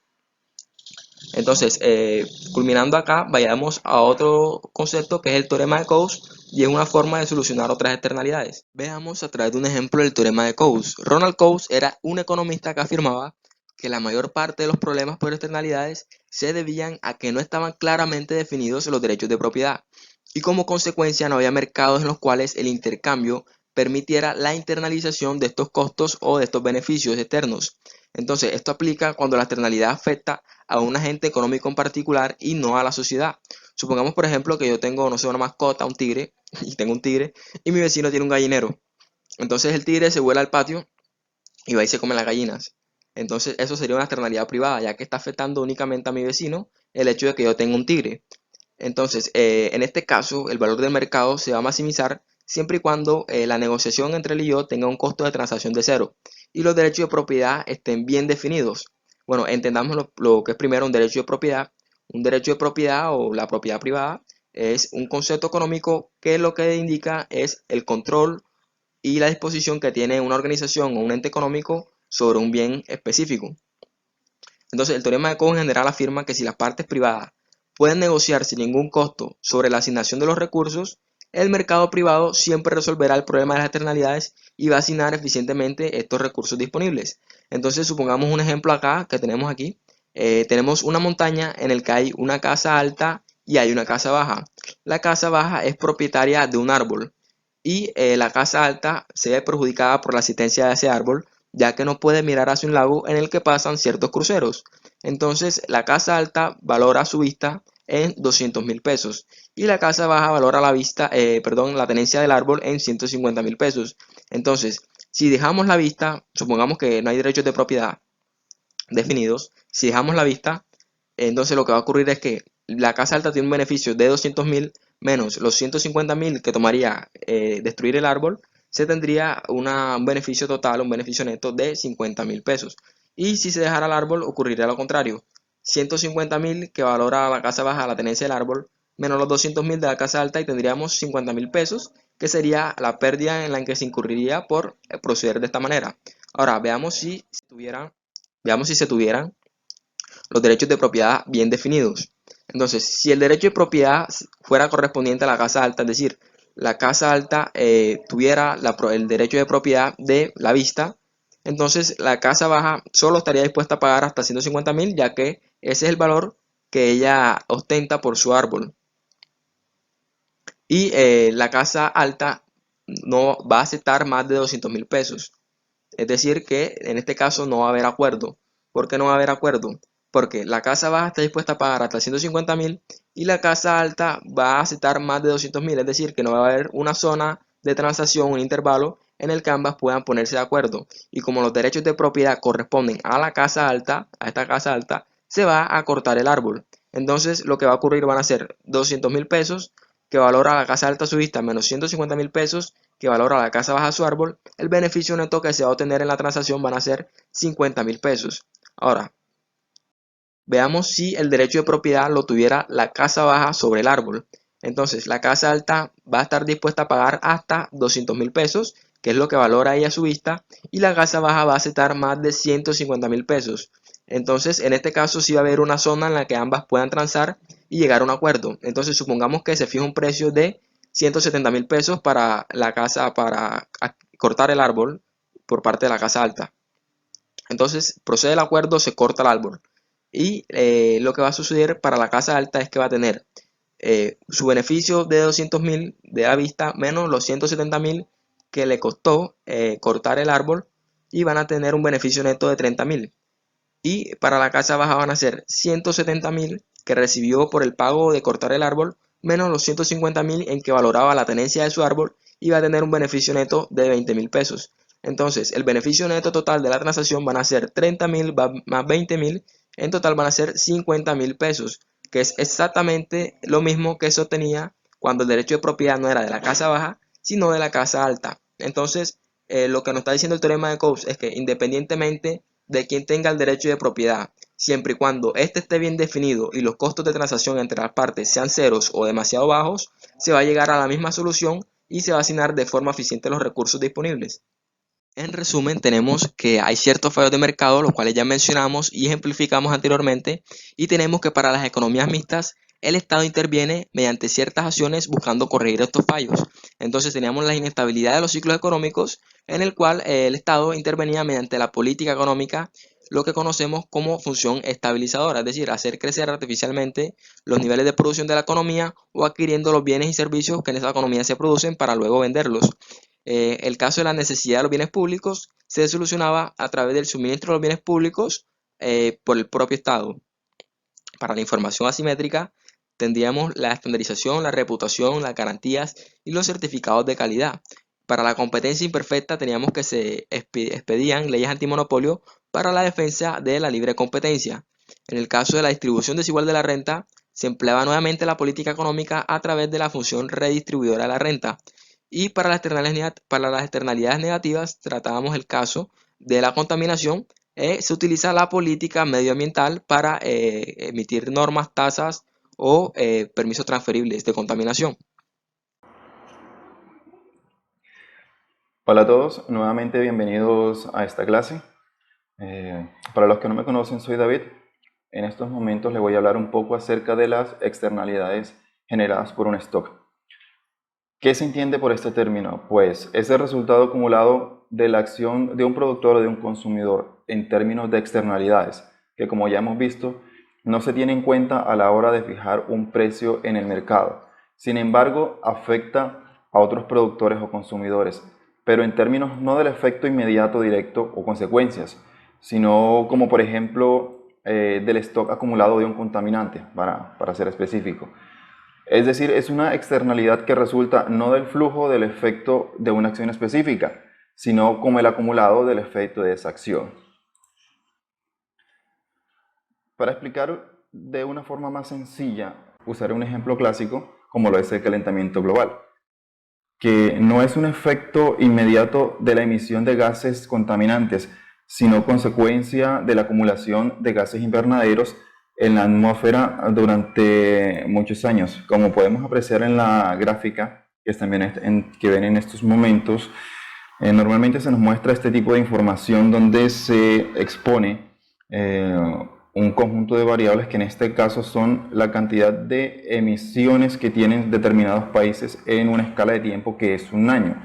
Suele asociarse la escala de calentamiento global con la cantidad de aporte que generan estos países. Sin embargo, esto no está bien expuesto. Tenemos que aclarar, por ejemplo, con las gráficas que tenemos allí. La gráfica superior nos muestra, al igual que la anterior, pero en este caso en una escala de años, el aumento de la emisión de contaminantes a la atmósfera. Y en la parte de abajo se nos muestra el aumento de la temperatura global también en una escala de años. Como mencionaba, suele asociarse estas dos gráficas, pero no es la realidad.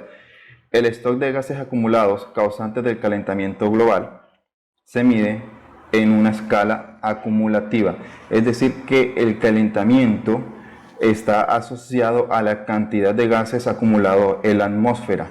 En ese orden de ideas no es la cantidad de emisiones que salen por año, sino la suma de esas emisiones más las totalizadas ya en años anteriores, como lo pueden apreciar.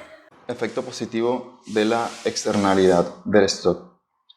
Ahora bien, aunque normalmente se asocian a las externalidades del stock como efectos negativos del quehacer humano, también hay efectos positivos generados por este stock, como lo es, por ejemplo, la externalidad que se genera a través de la inversión en investigación y desarrollo.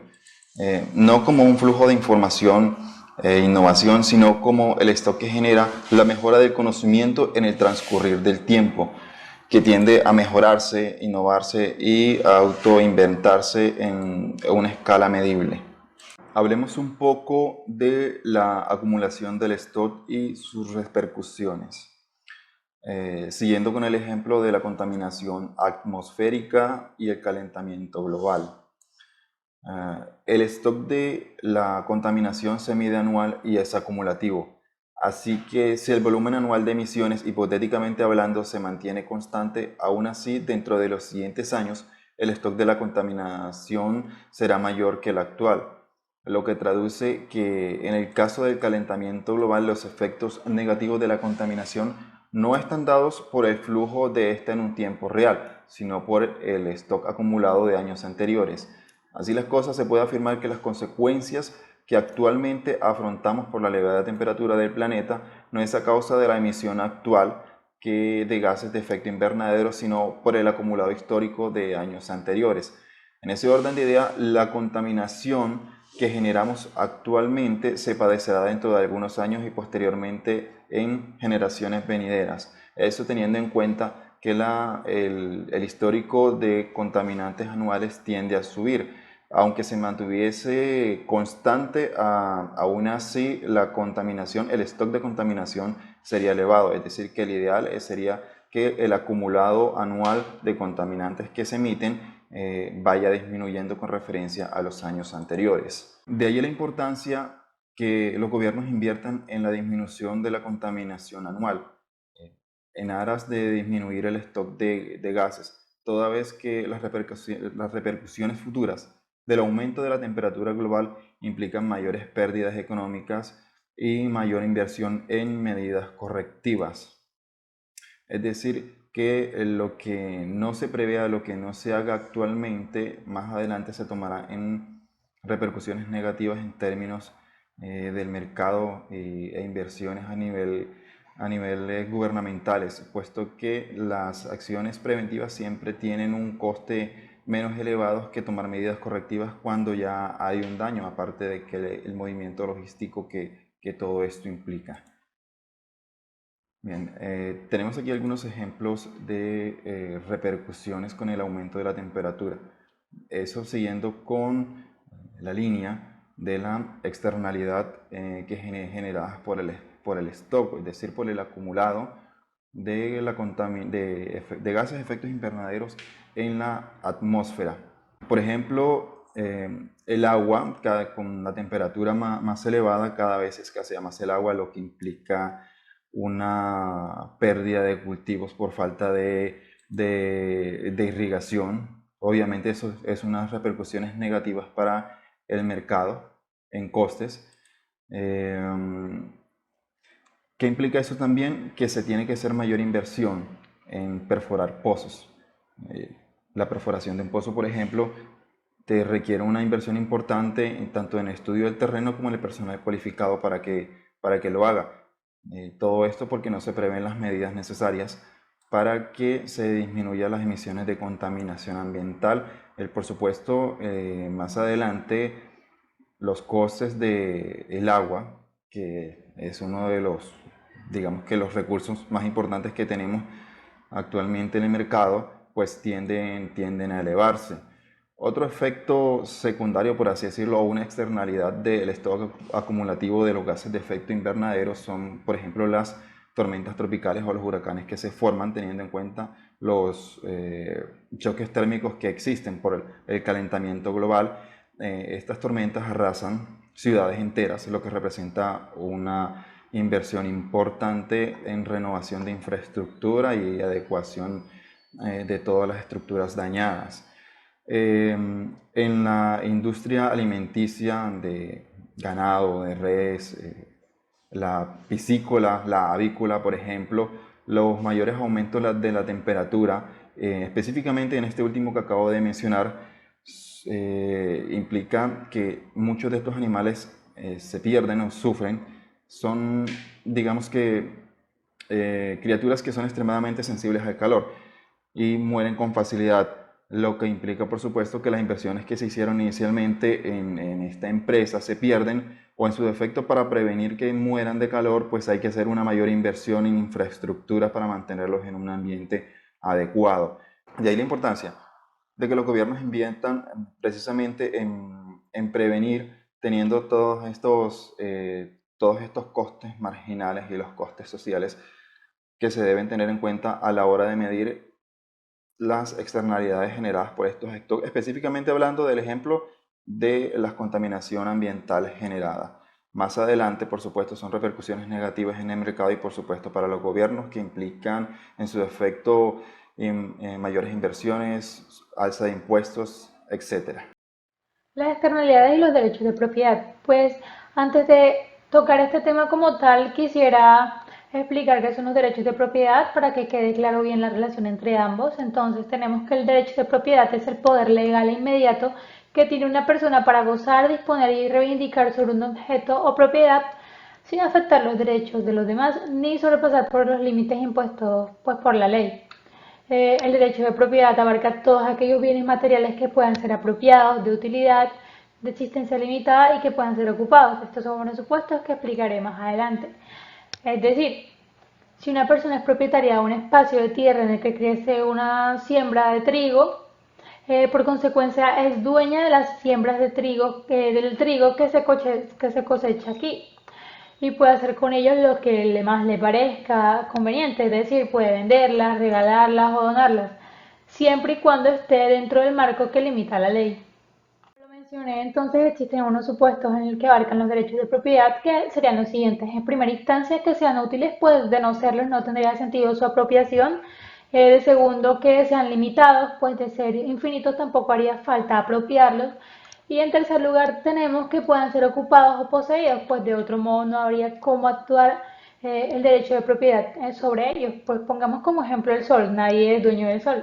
De manera similar se considera que el derecho de propiedad pleno brinda al poseedor tres facultades sobre el objeto o propiedad en cuestión, que son el uso, que es use tuendi, goce, que es use friendly, y disfrute, que es use actuendi, una distinción que nació en el derecho romano durante las épocas medievales. Pues entonces tenemos que el use tuendi, que el primero, el uso, es que el propietario tiene derecho a usar la cosa como le plazca, conforme a sus intereses y a la función social que posea, siempre y cuando no viole la ley ni cause lesiones a otros propietarios, que es lo que habíamos dicho anteriormente.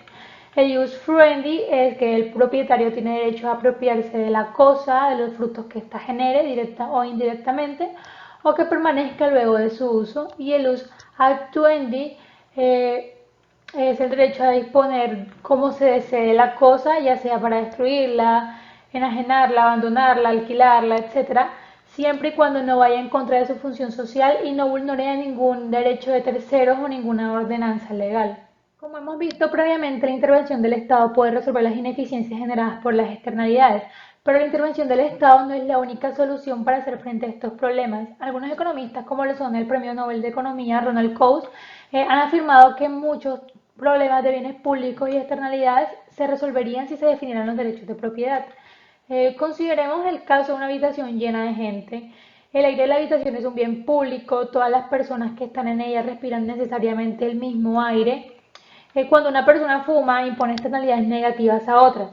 En ausencia de derechos de propiedad, el que decide fumar no las tiene en cuenta, pero si se asignara derechos de propiedad, el problema se resolvería. Supongamos que se le asignaron los derechos de propiedad al aire a una determinada persona. Coase sostiene que al margen del problema de la distribución no importa a quién se le asignen, o sea, da lo mismo.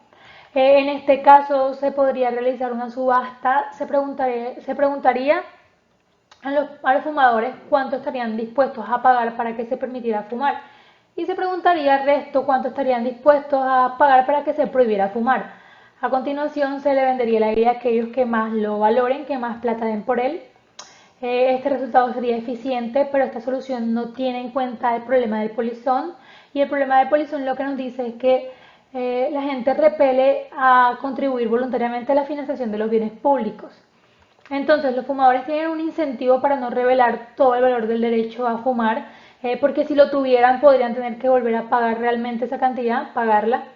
Y los que no son fumadores tienen un incentivo para no revelar todo el valor del aire limpio. Aunque hay algunos casos importantes en los que la asignación de derechos de propiedad reduciría o eliminaría los problemas de externalidades o bienes públicos, en algunos de los casos más importantes la asignación de derechos de propiedad es imposible o no se resolvería los problemas ya subyacentes.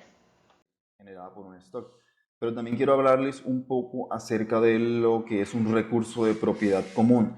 Entiéndase como un recurso de propiedad común, recurso al que todo mundo tiene libre acceso. Como consecuencia es probable que su utilización excesiva sea muy frecuente.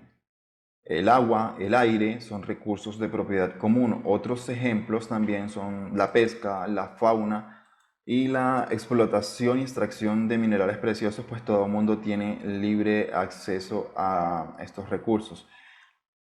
Pero la explotación de estos recursos de propiedad común tiene una problemática muy generalizada en todas las partes, y es que al ser gratuitos se tiende a utilizarlos más de lo conveniente, impidiendo su uso por terceras personas que pudieran tener, por supuesto, mayor necesidad.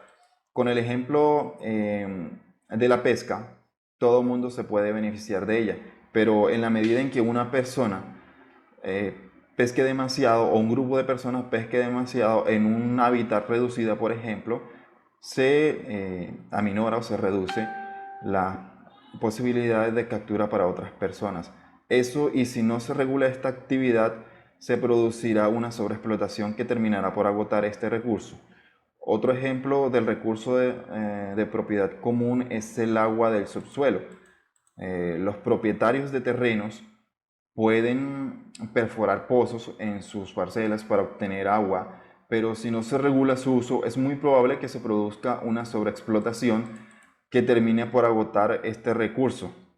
La solución más eficiente para regular el uso de estos recursos es que una persona imponga restricciones sobre su uso, pero esto también tiene un inconveniente, y es que al ser de acceso público y generalmente estos recursos de propiedad común se encuentran en abundancia, cualquiera puede acceder a ellos, lo que dificulta que una persona pueda tener control sobre estos recursos o regular su explotación. En ese orden de ideas, sobre el Estado recae el deber de tratar de disminuir el mal uso de los bienes públicos, fijando normas que regulen su uso, es decir, para mantener la cantidad eficiente de un recurso de propiedad común, como son los peces, como es el agua que tiende a agotarse. Para cerrar el tema de lo que es el uso indiscriminado de un recurso de propiedad común, se anota el ejemplo del dodo, que es un ave endémica que existió en la isla de Mauricio hasta a finales del siglo XVI aproximadamente. Su extinción se debe a la directa intervención del ser humano y a su caza indiscriminada. Como era un recurso libre y estaba en la época de la expansión, lo cazaron hasta la disminución de especies a niveles inaceptables. El ave se terminó extinguiendo debido a la modificación de su hábitat natural y a su explotación directa, por así decirlo, de los colonos que estaban en esa época. En ese orden de ideas, se conviene anotar como ejemplo que el Estado debe intervenir actualmente en los usos indiscriminados de los recursos de propiedad común, ya que son finitos y tienden a agotarse. Un uso de propiedad común que se agota, pues ya no se vuelve a utilizar más adelante. Compañeros, buenos días. En el momento les voy a dialogar un poco sobre los bienes públicos. Los bienes públicos son aquellos bienes que presentan dos características especiales. La número uno es que no son rivales. Luego entonces es aquel bien cuyo coste marginal de producción para un consumidor más es igual a cero. Significa eso que si hay más consumidores adicionales no aumenta el costo de producción. Por ejemplo, la televisión. Después de que ya está grabada la televisión, da lo mismo que la vea una persona a que la vean dos, que la vean 1000 personas o que la vean 2000 personas, siendo esta la televisión pública. La otra característica es que no son excluyentes. Significa esto que no se le puede negar a nadie su uso. Es el bien de cuyo consumo no se puede excluir. ¿Ya? No se puede excluir a nadie, luego entonces es difícil cobrar el uso de este mismo elemento. Por ejemplo, la luz solar. Este no se puede cobrar a nadie, puesto que si se pone un impuesto de utilización de la luz solar, no quiere decir que todo el mundo lo vaya a pagar. Otro ejemplo sería el agua de mar. El poder ir a la playa a nadar un rato. Es un bien público, a nadie se puede excluir de este. A menos de que la playa sea un sector privado, que ahí sí limitan el acceso, pero es a la playa más no al agua. Para profundizar un poco en el concepto, entonces los bienes que no son rivales podría ser una autopista después de su construcción. Como se puede ver en la imagen superior derecha, la autopista consta de dos calzadas. La calzada derecha va un solo vehículo transitando por ella. Y da lo mismo a que en la calzada izquierda haya tráfico o haya ese sinnúmero de vehículos a la espera de poder transitar. Eso es un bien que no se le está quitando a nadie el uso, no es rival porque da lo mismo que lo maneje un solo carro o que la transite un montón.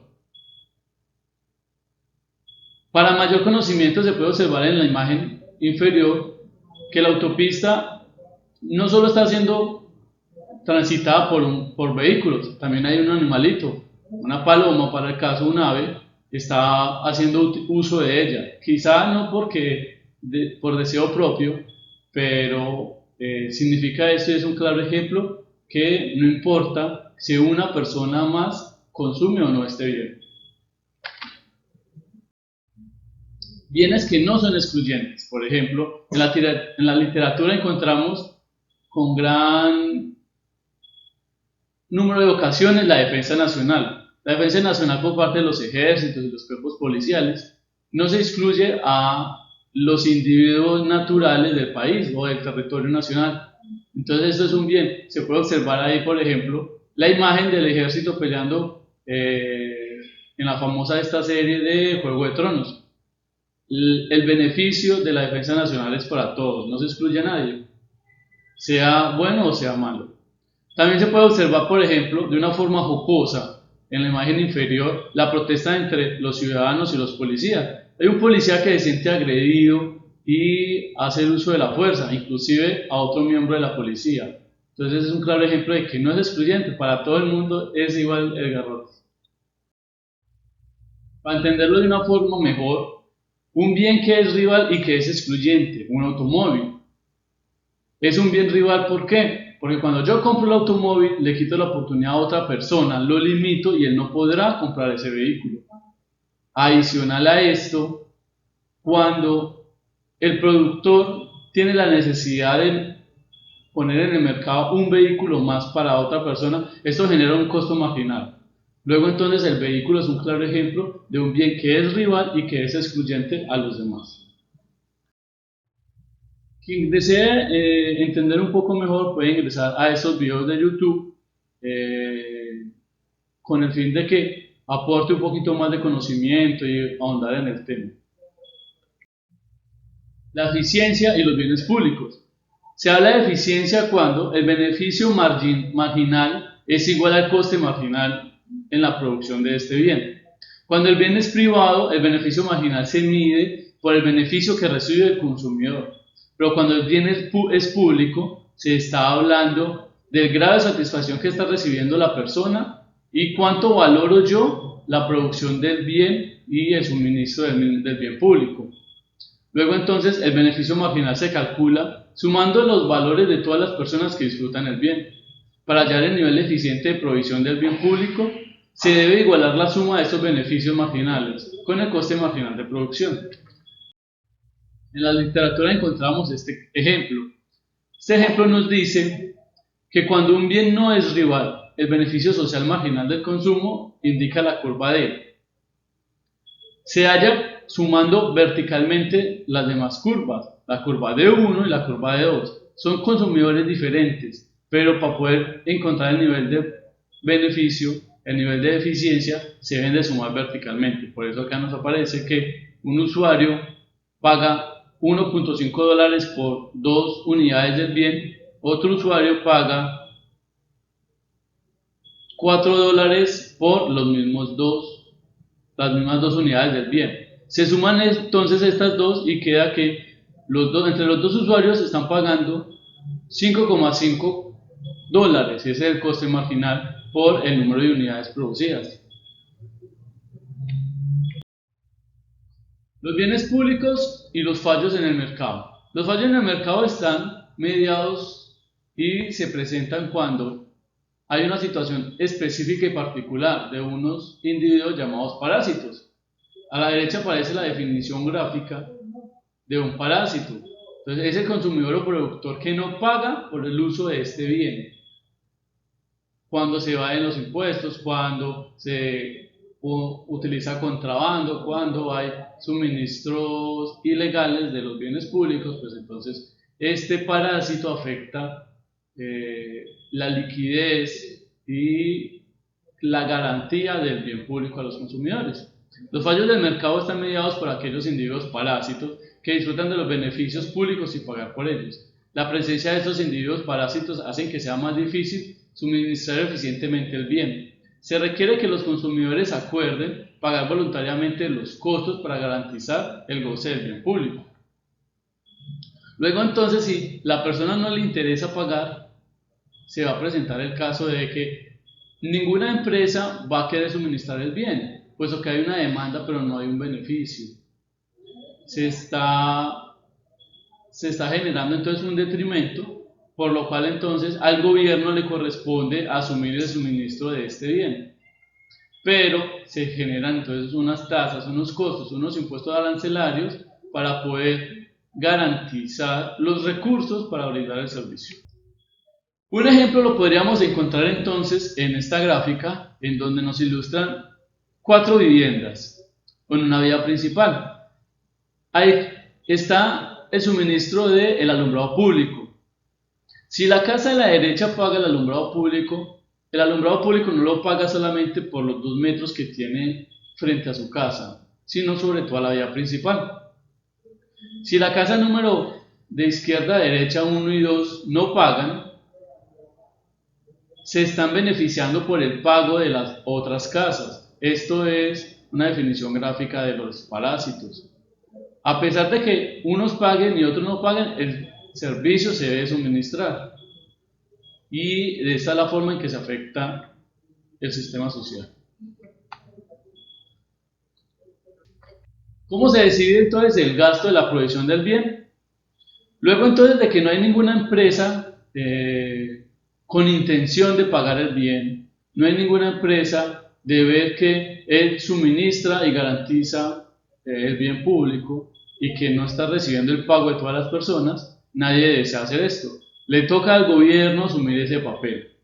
De esta forma entonces el gobierno impone, la rama legislativa que nosotros elegimos vía democracia, unos aranceles, unos impuestos tipo predial, tipo impuesto del suministro eléctrico, tipo el alcantarillado público, para recoger los fondos y asegurar de esta forma que siempre esté disponible para todos el bien en mención. Entonces los aranceles, para garantizar la producción y el suministro del bien, el Estado establece aranceles e impuestos a una tasa acorde a la legislación y acorde a lo impuesto por la rama legislativa, con el fin de recaudar el rubro necesario para la provisión del bien. La toma de estas decisiones se realiza por medio de la votación del cuerpo legislativo elegido por los ciudadanos. Bueno, compañeros, entonces de esta manera finalizan nuestras sustentaciones. Espero que hayan entendido toda la temática, que todo esté claro, claramente sobre los bienes públicos y las externalidades en el mercado. De antemano, muchísimas gracias por prestarnos atención, regalarnos un poquito de su tiempo y sin más, pues muchas gracias. Hasta luego.